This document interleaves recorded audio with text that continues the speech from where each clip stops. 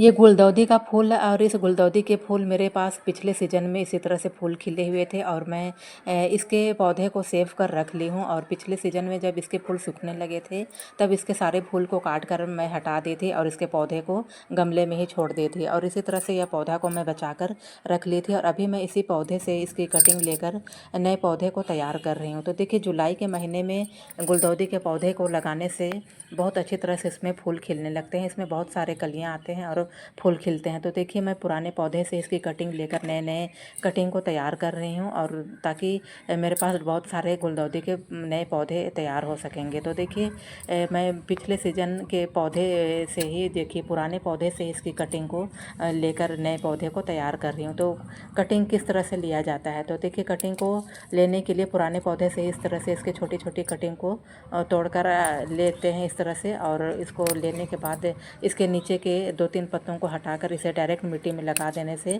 उसमें 20-25 दिनों के अंदर जड़ आ जाते हैं। तो चलिए, अभी मैं इस कटिंग को अभी मिट्टी में लगा कर आपको दिखा रही हूँ। तो देखिए, इस तरह से इसके नीचे के जो 2 पत्ते हैं, सारे 2 पत्ते को मैं हटा ली हूँ और इस तरह से मिट्टी में डायरेक्ट लगा दे रही हूँ। ना इसमें कोई रूटिंग हार्मोन का ज़रूरत है, ना ही कुछ एलोवेरा के जेल का ज़रूरत है। मैं डायरेक्ट इसी तरह से इसके कटिंग को लगा देती हूँ और फिर भी इसमें अच्छी तरह से जड़ आ जाते हैं। मैं हर साल इसी तरह से गुलदाउदी के कटिंग को लगाते रहती हूँ और नए नए प्लांट को बनाते रहती हूँ। तो देखिए, कुछ दिनों पहले मैं गुलदाउदी के पौधे की कटिंग लगाई थी और ये कटिंग बहुत अच्छी तरह से लग गए हैं। इसमें नए नए पत्ते भी आ गए हैं और ये पौधे अच्छी तरह से दूसरे गमले में लगाने के लिए तैयार हैं। तो चलिए, अब मैं इसे उखाड़ कर दिखाती हूँ कि इसमें किस तरह से जड़ आए हुए हैं। तो देखिए, इस तरह से इसमें जड़ आ गए हैं। लगभग 25 दिनों के अंदर ही इसमें इस तरह से जड़ आ गए हैं और लगभग 1 महीना के अंदर आते आते इस गुलदाउदी के पौधे को दूसरे गमले में लगाने के लिए यह बिल्कुल अच्छी तरह से तैयार हो जाता है। तो देखिए, कितनी आसानी से